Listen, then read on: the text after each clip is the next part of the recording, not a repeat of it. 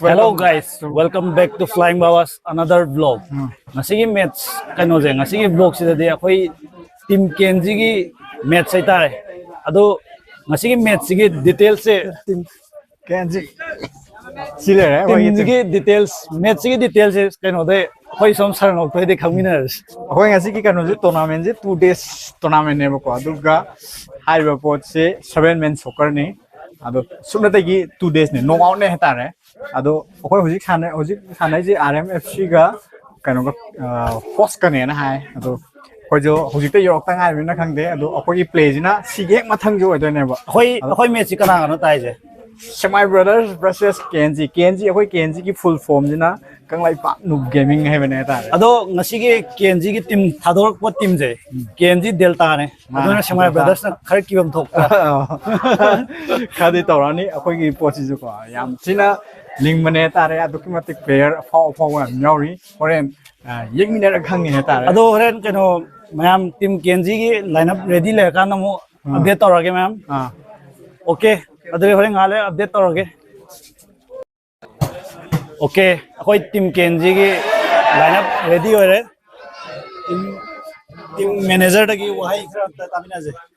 akoi gi wena akoi ngasi gi kanu je team je yam pale ta re adu ki matik phajani player je phau akoi si jam le ko Neymar thank you Neymar le re ai ju tamna kanu ne Manipur Neymar ne ta re adu leiba somna kan akoi loi dress makeup to ri Player mathang moi play hau jangai da wahai om tamina je. Se team kano handa ki team match hai strategy sena ni lege ai position lege lineup se position ai bo khoina dum nei salani ngasi de adum tawselage ngasi de goal kya chanbagi plan dano kande sidi go labak se pipuna goal tarai mathak tadi chandau male akoi keeper dem ta wai kharam ta de keeper se goal amata chanba ya dego oh yengji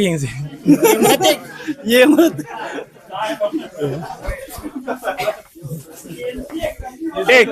Kenji ge coach tai wai antang wai kharam ta tauge camera ale jo tani ngasi de akoina khadi thomni we ngasi de soiro Kenji naga thomni palete se player kai strategy sena ni lege ngasi je ngasi jidi khra de tawra de strategy de hore yenga dum khana lag koi star player tai kai chakre koi team gi star player sing keno tore interview jida keno focus tawdre team warm up lere side lo si team already ready aduga enemy team kai chakre enemy team agi blue lead pakhara jini ready tore hojik red match horga update torage masigi spirit live today to fight tomorrow player team ge group photo oi ngokoi adore dum wa cái ngamo bên này sila ya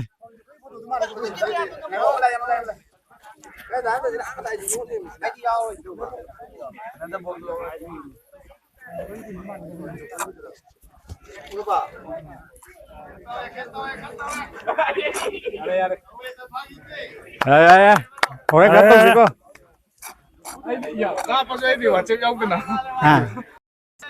moi enemy ji khara kirama le koi player udagi ujik opponent kamu som na kan le re ado ma'am enemy ge yam wana khanbi moi ge khanbi raga play je half ta khoina 5-0 gum thamaga second match se loisan ya na ba moi sana ya khan bai chang da thamage le ore je oi commentator do Ôi hojik cái nó play hậu le play je hậu da ngai re ta re Semi Brothers ki jo dum mi je dum phajai aduga akoi gi Kenji ki jo yam thi phajai re ta re akoi na ai gi thaja bada akoi kha torokani heba lai oi manoi dai em tar ko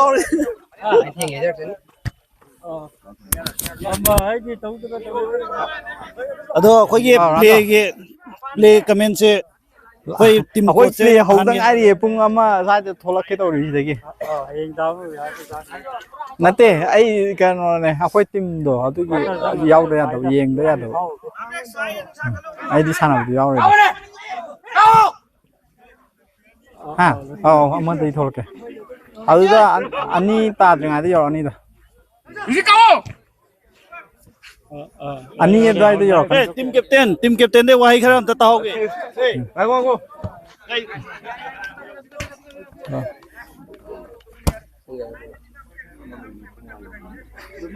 ꯑꯩꯈꯣꯏ ꯀꯩꯅꯣꯒ ꯂꯥꯎꯅꯕꯗ ꯈꯪꯉꯝ team ꯀꯦꯞꯇꯦꯟꯗ ꯋꯥꯍꯩ ꯈꯔ ꯑꯩ ꯉꯥꯏꯈꯣ ꯉꯥꯛꯇꯪ ꯉꯥꯏꯈꯣꯕꯅꯦ ꯅꯪꯕꯨ ꯇꯥꯕ ꯑꯩ ꯇꯜꯂꯦꯗ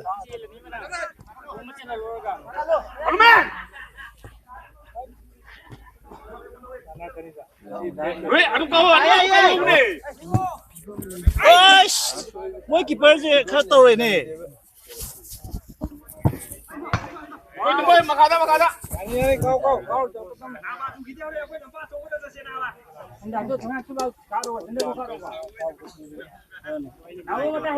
ꯋꯥ ꯈꯔ ꯉꯥꯡꯉꯣ ꯅꯪ ꯃꯥꯏꯛ ꯄꯥꯏꯁꯜꯂꯒ ꯇꯨꯃꯤꯟ ꯂꯩ ꯐꯣꯟ ꯃꯔꯛ ꯃꯔꯛ ꯇꯧ ꯂꯩꯗꯨꯗꯤ ꯅꯪ ꯐꯣꯟ ꯇꯧꯔꯝꯗꯥꯏ ꯃꯥꯏꯛꯇ ꯃ꯭ꯌꯨꯠ ꯊꯝꯃꯣ ꯅꯥ ꯀꯗꯥꯏꯗ ꯑꯃꯨꯛ ꯇꯧꯗꯣꯏꯅꯣꯁꯨ ꯈꯪꯗꯦ ꯇ꯭ꯔꯤꯄꯜ ꯇꯛ ꯇꯛ ꯇꯛ ꯑꯍꯨꯝꯂꯛ ꯂꯩ ꯁꯤ ꯃꯃꯥꯏꯗ ꯂꯥꯛꯑꯣ ꯑꯩꯁꯨ ꯈꯪꯗꯦ ꯈꯪꯗꯣꯛꯑꯗꯤ ꯈꯪꯗꯧꯅꯦ ꯌꯥꯔꯦ ꯑꯗꯨꯝ ꯉꯥꯡꯅ ꯌꯥꯔꯦ ꯕꯣꯁꯅꯦꯒ ꯂꯥꯎ ꯍꯧꯖꯤꯛꯀꯤ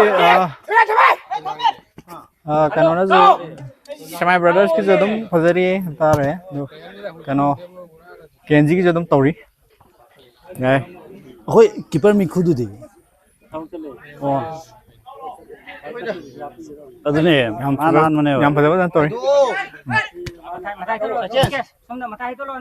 ꯐꯖꯩ ꯐꯖꯩ ꯑꯣ ꯐꯖꯔꯅꯤ ꯑꯁꯤ ꯇꯧꯔꯅꯤ ꯑꯁꯤ ꯇꯧꯔꯅꯤ ꯐꯖꯩ ꯐꯖꯩ ꯌꯥꯏ ꯌꯥꯏ ꯌꯥꯏ ꯑꯩꯈꯣꯏ ꯂꯩꯅꯔꯤꯕ ꯁ꯭ꯀꯣꯔꯁꯤ ꯁꯦꯃꯥꯏ ꯕ꯭ꯔꯗꯔ ꯑꯩꯈꯣꯏ ꯀꯦꯟꯖꯤꯒꯤ ꯍꯧꯖꯤꯛ ꯑꯍꯥꯟꯕ ꯐꯥꯔꯁ ꯒꯣꯜ ꯆꯟꯈ꯭ꯔꯦ ꯍꯥꯏꯇꯥꯔꯦ ꯑꯗꯣ ꯁꯦꯃꯥꯏ ꯕ꯭ꯔꯗꯔꯁꯀꯤ ꯑꯣꯏꯅꯗꯤ 0ꯗ ꯂꯩꯔꯤ ꯍꯧꯖꯤꯛ ꯐꯥꯎꯒꯤ ꯑꯣꯏꯅ ꯑꯩꯈꯣꯏ ꯀꯦꯟꯖꯤꯅ ꯌꯥꯝ ꯊꯤ ꯇꯧꯔꯤ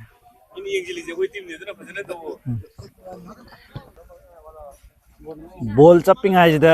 ꯃꯌꯥꯝ ꯑꯩꯈꯣꯏ ꯀꯩꯅꯣꯕꯨ ꯇꯣꯔꯅꯥꯃꯦꯟꯠꯁꯤꯕꯨ ꯁꯞꯄꯣꯔꯠ ꯇꯧꯕ ꯂꯥꯛꯄꯤꯔꯤꯕ ꯚꯤꯌꯨꯋꯔ ꯃꯌꯥꯝꯁꯨ ꯑꯝꯇ ꯏꯟꯇ꯭ꯔꯣꯗ꯭ꯌꯨꯁ ꯇꯧꯖꯒꯦ ꯑꯩ ꯐꯣꯟꯁꯦ ꯂꯥꯛꯃꯟꯒ꯭ꯔꯦ ꯁꯥꯏꯂꯦꯟ ꯊꯝꯖꯤꯟꯈ꯭ꯔꯒꯦꯅ ओके बॉल कंटिन्यू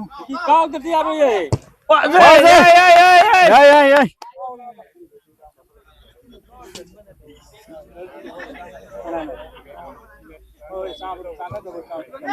ꯐꯖꯩ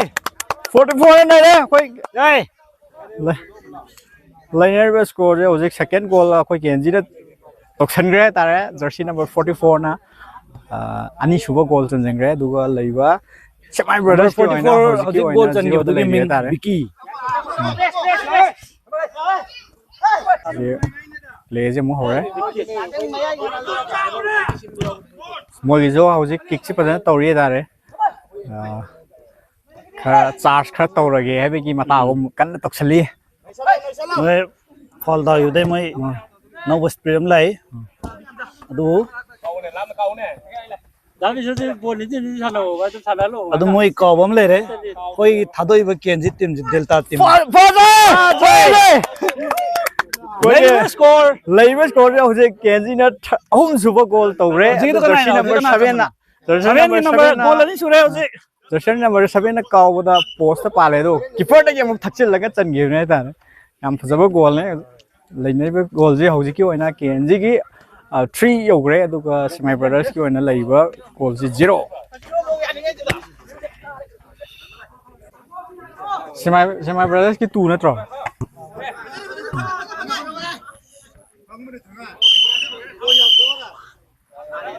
ओके या चिकन हाइने गा कोई केंजी की टीम फजे प्ले फजे रोय नागी मिस्टेक तो यामले मोय हाइतबगी कोई के जय स्प्रिट तरुक का अनी का नंगे अनी मैं अनी तरा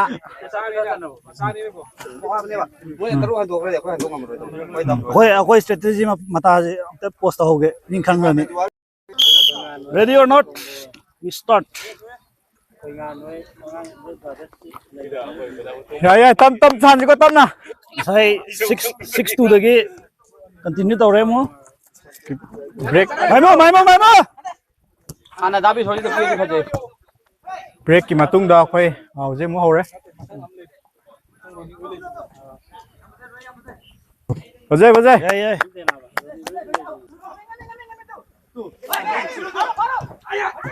चले बाजे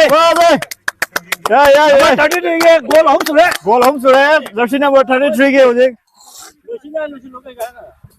लाइनर में स्कोर केन की 7 अदुगा सेमी ब्रदर्स के वना 2 लेरे तारे सेमी ब्रदर्स के वना जो याम फजन सानरी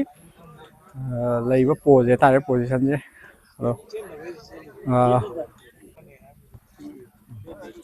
yes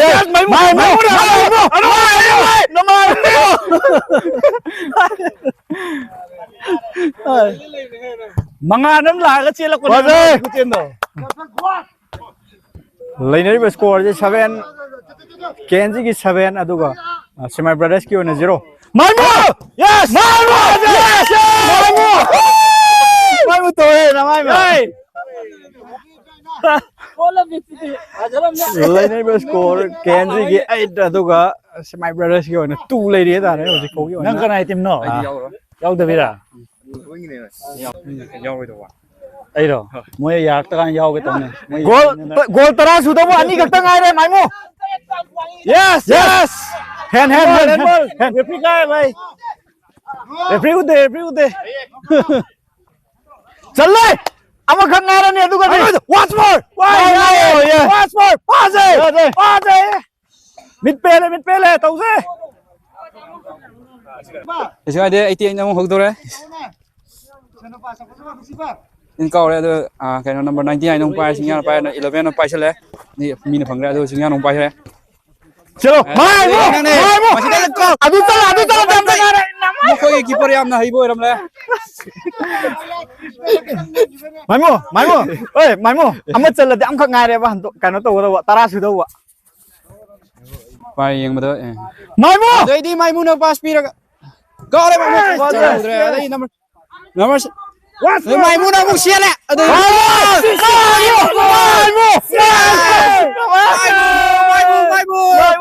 star player of the day को ये केनजी की जर्सी नंबर 11 माइमू ना अनि रक सुबह गोल चेंजिंग है उजे लाइनर में स्कोर जे केनजी की 9 अदो सेमी ब्रदर्स की 2 yam fajarba goal याम फजरबा को chikhre ma yam lo अमदा गाय रे ji mai mu hit 9 hoi ma le 55 na ka cross pai number 7 pai number 44 da pi do min number 10 na pangre yate चल ले हमका sana ya dei di mai mu ki mama mo sin je number 33 goal mari suba Jersey number 33 की वरना गोल मरी रक सुबह होगी चनग्रे मा की गोल जिगा कोई के लैरिबा स्कोर जे केनजी की mo hoi keeper si adu अदुगा सेमी ब्रदर्स की वरना 2 लेरिए तारे 99 na ka duna 99 ki